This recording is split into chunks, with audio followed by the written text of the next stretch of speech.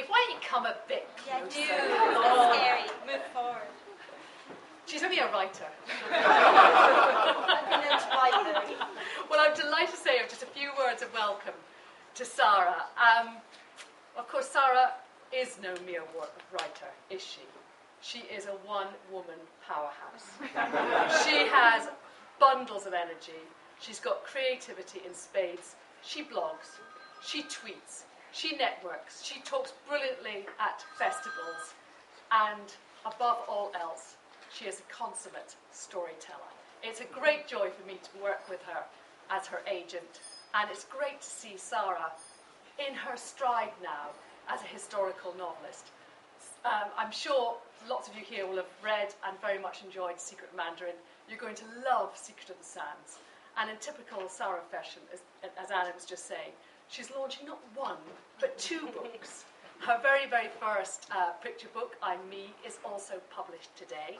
I hope you'll all want to buy copies and to get Sara to sign them afterwards. But please just join me in welcoming and looking forward already to her next books, which are in the pipeline, Sara Sheridan. So lovely.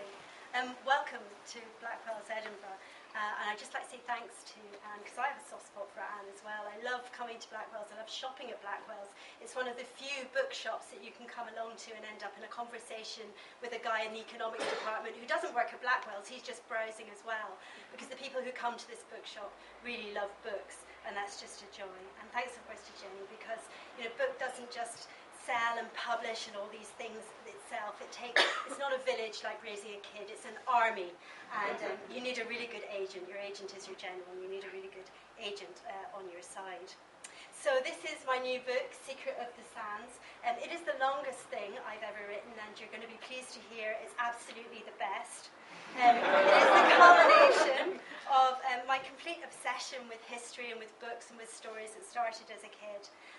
And this book was inspired, not even a block actually from where we're standing, in the John Murray archive at the National Library of Scotland, where David Macleay, the head archivist, showed me 3 letters from the real James Raymond Wellstead, who is the protagonist of the novel.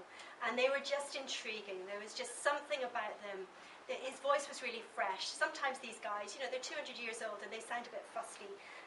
But Wellstead just sounded brilliant. And he was not too much of a goody-goody. Some of them come across when they're writing, they're aware that someone might at some stage read this and they're busy being terribly, terribly good. And Wellstead wasn't like that at all. And when he was alive, there was also a lot of sort of dubiety about were all the things he discovered, were all the maps they made really his maps? And I like that about him. I like the fact that he was a bit of a ride boy. He came from London, from Marylebone at the beginning. So he was really interesting.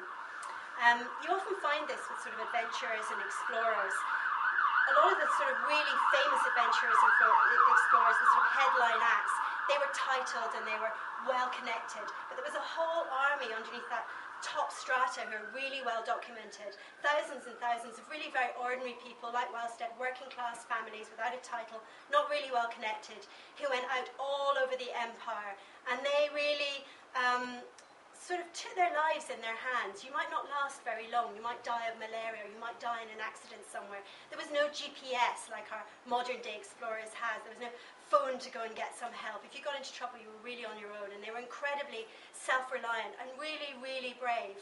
And sometimes you just catch glimpses, threads of people when you go into these libraries and you look at this archive material. Someone will appear on a Navy roll call or something, and you'll be able to follow them from years, ship to see where they were. Or you'll be able to see when they got promoted, and maybe it was just after a campaign, so you realise they did really well in a battle or something like that. And then they just disappear off the roll. This is a time before there were death certificates, and you know that probably they died. That's the only record that's left of them. And there are thousands and thousands of these really very ordinary men and women who went out into the empire and did extraordinarily brave things, like Wellstead did. So for me, because I'm a big swot, going into the archive and looking through all of these amazing, amazing letters and records and diaries and all kinds of things that are still left, is a little bit like treasure hunting. Now, some of the stories and some of the characters in this book are absolutely real. Wellstead himself is a real character. I've written in William Wilberforce, the great slavery campaign Rayner, he also appears in this book.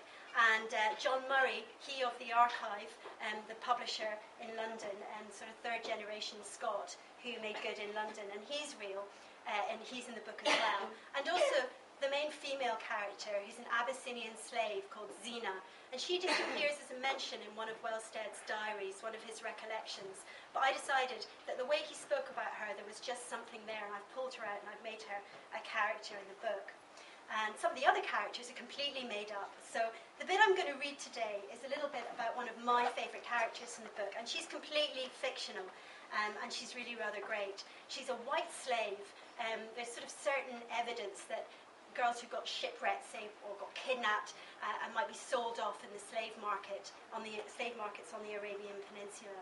And her name is Fanny O'Donnell, and she's from Cork. And she gets sold off as a slave, and she gets bought by this guy called Ali ibn Muhammad, who is a kind of young buck. He's a textile merchant, and he takes her to his harem, and he marries her. And of course, it could be a really grim fate. It could be really awful, but Fanny's just not like that. They rename her the Pearl, because she's the only white girl in the harem.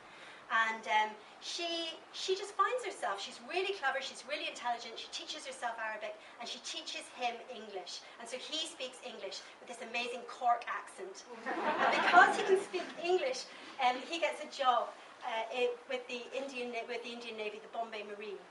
And this is really the making of his career. So he owes his whole career to her, and she's really happy where she is. But Farida has a secret. I'm just going to read a tiny little bit from the book now about that.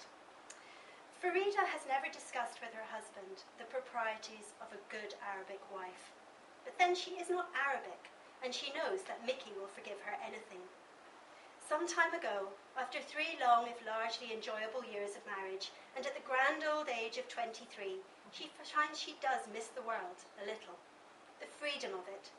She has looked down at the street from a distance one time too many from her Bulker-scented chamber, and now she thinks, feck it. It does not occur to her that she might ask to go out.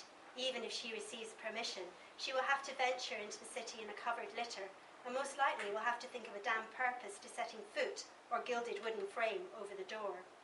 Farida likes her life in Muscat, but still in County Cork, a young girl is accustomed to being able to walk into town and see what she can see.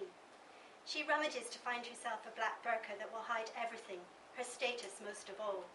Plain black is for the poor women or the very, very old, and she wants to defy notice.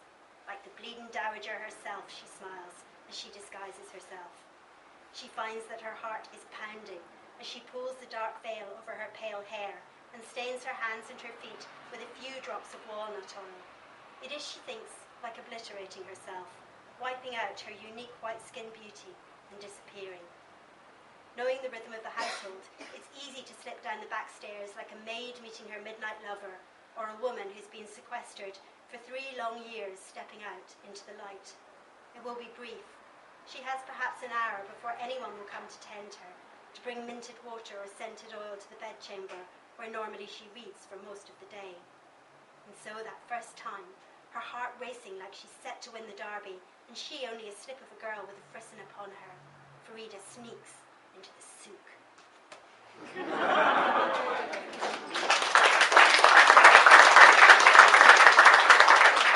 really glad to be launching Secret of the Sands today, and I'd just like to propose a toast to the book, and I hope it does really well. And I'm around to sign copies if anyone would like one. Thank you.